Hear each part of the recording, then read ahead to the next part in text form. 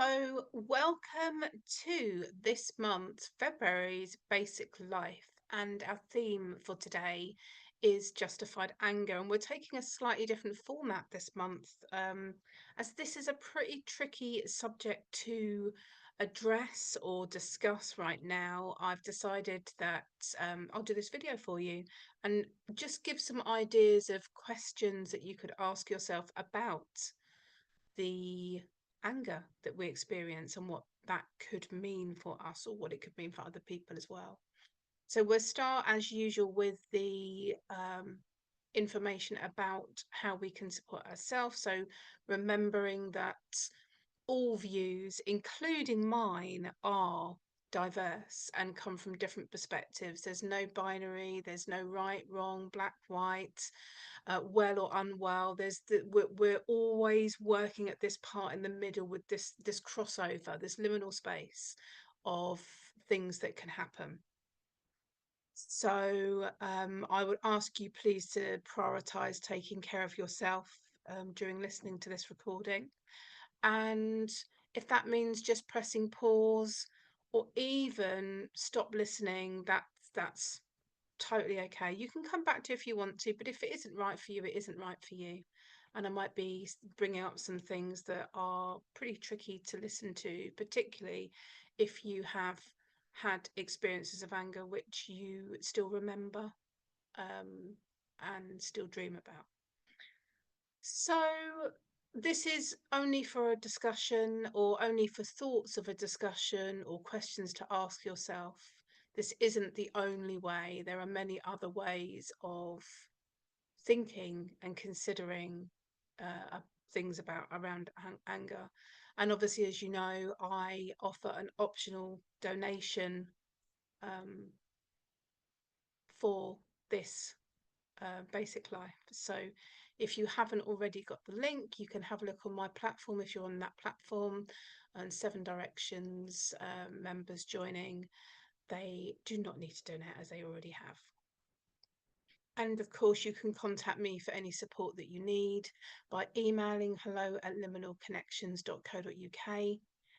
And one of the reasons that we are having these discussions, and one of the reasons I've recorded this for you today, is because we seem to not be having these discussions very much. And there are lots of things that we need to be more open about in order to prevent getting to that point of having these conversations too late. So breaking the generational and the social cycles of abuse and trauma that we see in society, and we see in our maybe even our own families as well. So we come in by just grounding in our body and to wherever you might be right now, whether that's your car, whether that's your sofa, maybe you're having a walk, whatever you're doing, just feeling and connecting with your body. There's no need to close your eyes. Your body still exists with your eyes open. You can look around your surroundings and still connect with who you are and where you are. So just taking that moment to connect with your body, feeling what comes up, and maybe setting an intention for listening to this recording today. Why are you listening to this recording? What has brought you here today? What has brought you here to listen to these basic life mental health discussions? Or is it this particular theme that is of interest to you?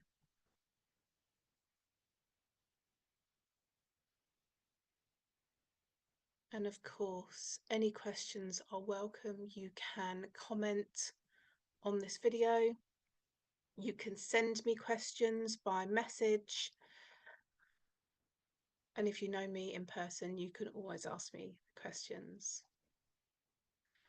And I think that when this topic or this theme come up for me around this justified anger, I certainly had things happening. 2025 seems to have been the longest year in many ways already, and we're only on the 10th of February. So yeah, there were lots of things coming up for me around this anger that I feel that I suppress a lot of the time or repress.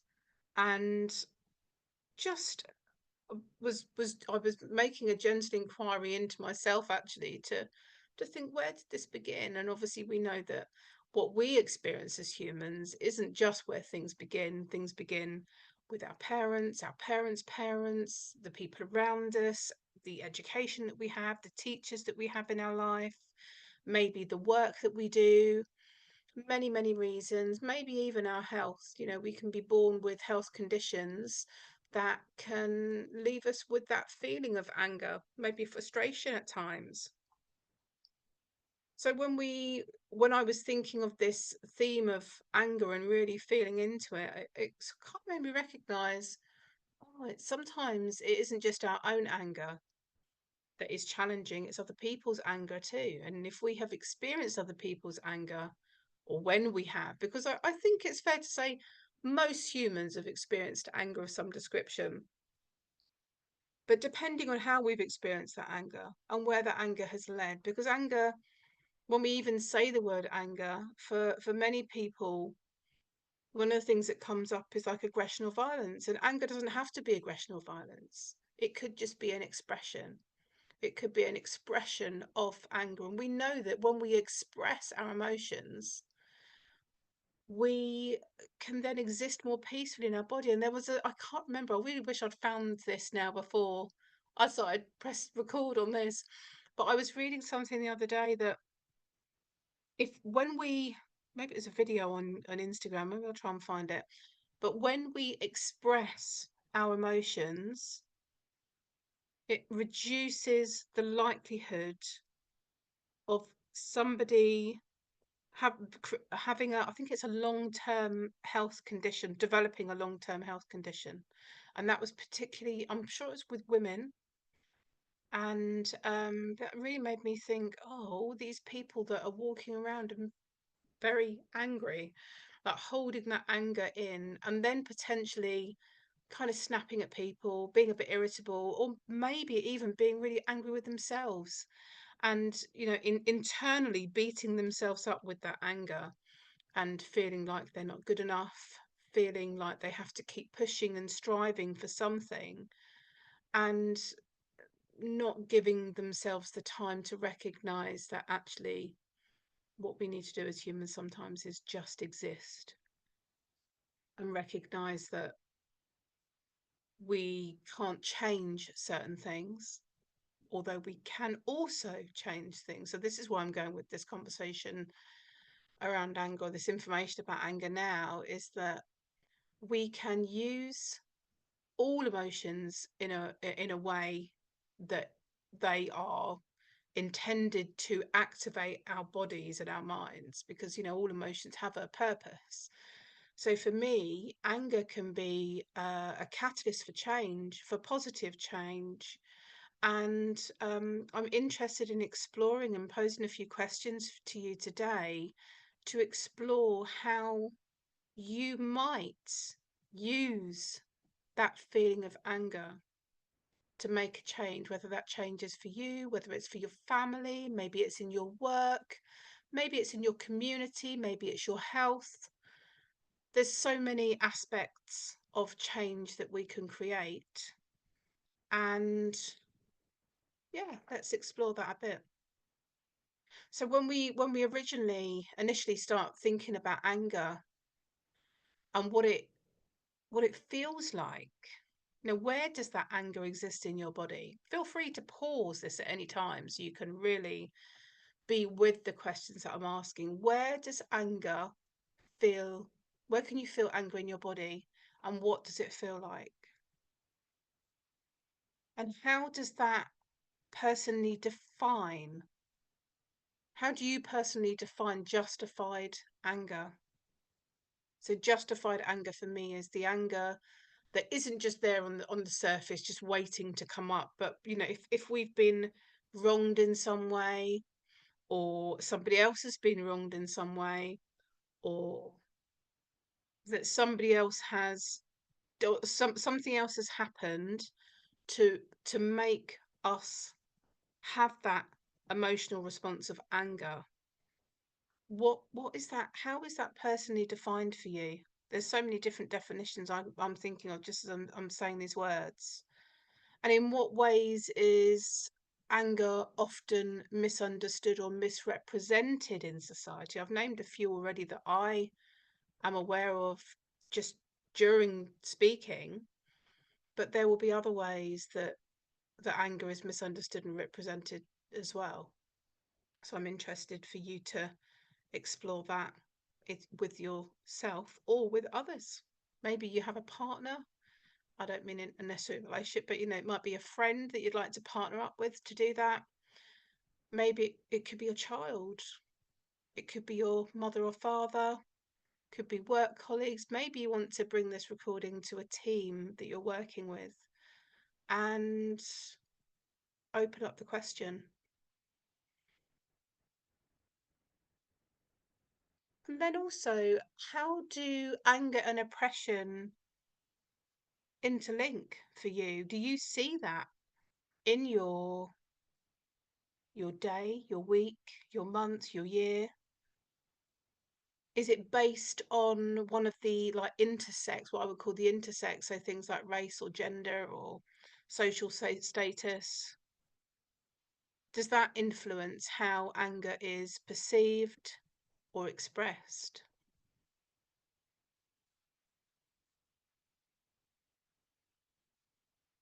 And within those intersects, have you or do you or when have you seen anger dismissed in one of these intersects? Maybe it's I don't know, maybe it's a community, maybe it's a service or an organization. And how does that look? Not just from your perspective, but how does that look from onlookers' perspectives and the people who it affects? And one of the things actually that comes up for me when I was saying that is actually thinking about Grenfell and the anger that exists right now when there is talk of removing the Grenfell Tower and the people still mourning the loss of their community, saying, no, we need this as a memorial. So just considering how, this oppression comes in with the anger in situations like that. And obviously that could be an extreme example. Could be something much more minimal and something that happens every day. And of course that is happening for every day for some people.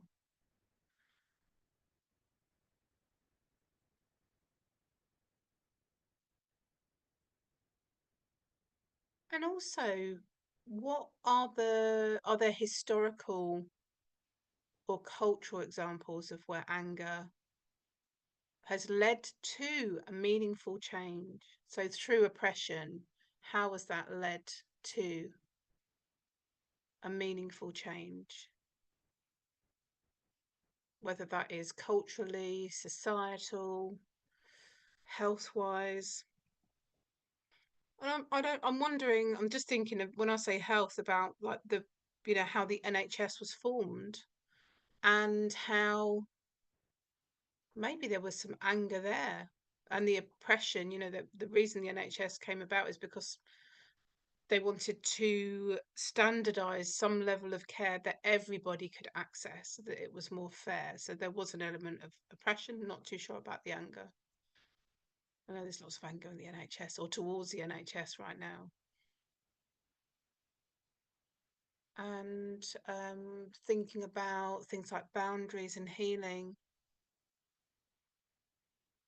Hmm.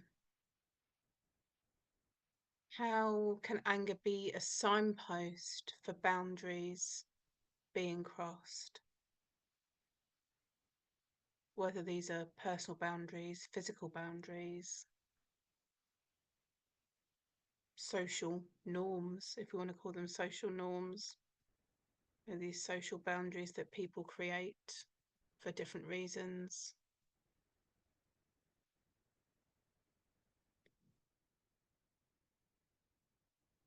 And in that boundary crossing, is there a healthy way to express anger without suppressing it. Because even when we're expressing our emotions, we can still get caught up in that web of expressing it in a way that other people will find okay. So we're still suppressing if we're expressing in a certain way to fit in. And I'm thinking of, for me, it was things like ecstatic dance. I love moving and dancing, and I would go to ecstatic dance and express myself in the way that other people were expressing themselves, but actually that isn't really me. So now I've found my version of ecstatic dance that looks quite different, but feels very authentic.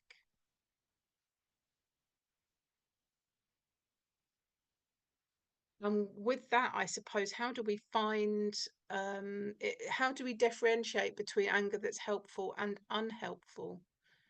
Although we're using those kind of, binaries of helpful, unhelpful, and also what is there in the middle? What needs to be unpicked in the middle for you? Is there, I mean, as I've said that, something might have come up immediately for you.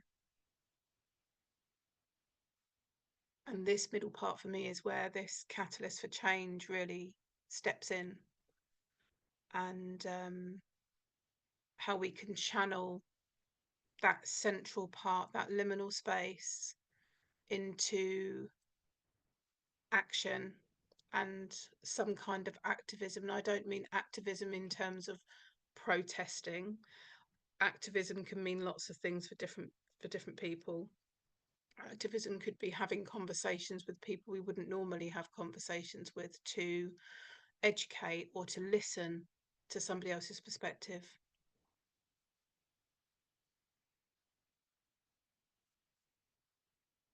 And I mean, I'll also be, if anyone is interested in commenting or sending me emails or comments, interested in exploring some of your personal or collective experiences of where anger has led to change or transformation.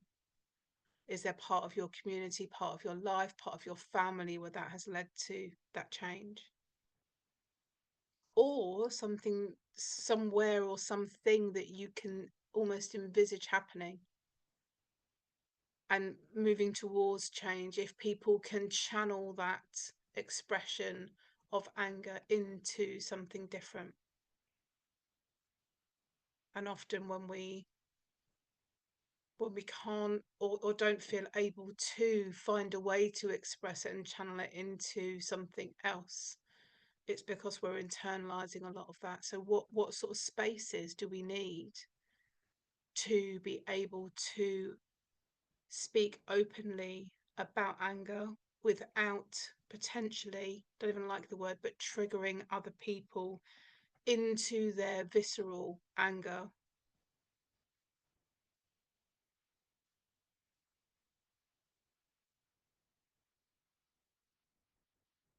Yeah, what sort of spaces would be helpful? I know that some people might say like one-to-one counselling or coaching could be helpful, but for other people it could be a community group, it could be art or music, it could be dance as a form of expression, it could be changing things from the inside out or changing things from the outside in, and everything in between. What do you need from others when you are feeling angry? Some people would like some space, maybe. Some people would like a hug. Some people just want someone to hear their anger and witness their anger. And all other variations are welcome too. I'm also interested to hear people's perspectives about how mental health spaces can make some space and some room for valid emotional experiences and expression of anger. As often in these mental health spaces, aggression and violence will not be tolerated, as we know, and shouldn't be tolerated by any human. However, a normal expression of anger could maybe feel quite aggressive for some people, but could be very much needed for somebody to discharge that feeling of anger. So how can we bring anger into mental health spaces? And I don't just mean sort of, general social community groups. I'm thinking about mental health services, even GP practices. And I've worked in GP practice, and I know how much abuse can be given to people that work in GP practices. Equally, when people are feeling frustrated or angry, they need to express that. So how can we enable that in a way where everybody feels safe, or as safe as they can in that time? What sort of training might be needed for people to receive, be on the receiving end of that anger that somebody's experiencing? There's things like conflict management that, training that people can do and do. But actually, when you're in it, when you're feeling the emotions of being in that real life situation, it can feel very different. And I'm thinking actually when I was mental health nursing, I was in a um I was I was threatened by a patient that I was working with at the time. I don't like using the term patient actually, but I'm going to say patient because people understand what that means. And it was clear they were having a really difficult time. And actually, for me, I felt totally frozen because I was not expecting that. And although it was clear that this is one of that person's sort of signature patterns to feel angry and express it, actually having this big person stood right in front of me shouting at me was very scary and put me into that total freeze, where I couldn't speak, I couldn't move, and I managed to look at a colleague who came over to help, and as soon as a colleague had come over, I was able to unfreeze myself and help to kind of de-escalate that situation, as it could have very easily become an aggression or violence if I had done or said the wrong thing. So I think actually me freezing in that situation could have actually been a helpful thing for both of us. And this person in particular, I know, had often had these encounters with people where people would shout at them when they started shouting at them, and that's when that situation would become an aggression or violent situation. So we're looking at sort of bigger picture of everything in what we're doing, and how all of our responses are, especially those quick sort of intuitive ones, are just the right thing at the right time. And this is how in tune we are with one another. So I'm going to leave you with all of those questions to ponder. And like I say, get in touch if you'd like to. Feel free to comment on the thread below this video if you would like to give some answers to the questions that I've asked. And please, as I say, keep coming back to them because they might change. They're all situational, aren't they? So situations change, and that can make us respond differently. If we're already in circumstances that feel difficult or feel really happy and joyous, that can change how we would respond to anger, like witnessing anger and also feeling it ourselves and expressing it ourselves. So have a little think, and thank you so much for listening. I look forward to catching up with you soon. Remember, you can get in contact with me if you'd like some support. Email hello@liminalconnections.co.uk, or you can find me on social media. I'm Liminal Connections UK. And yeah, thank you. Thanks for being here.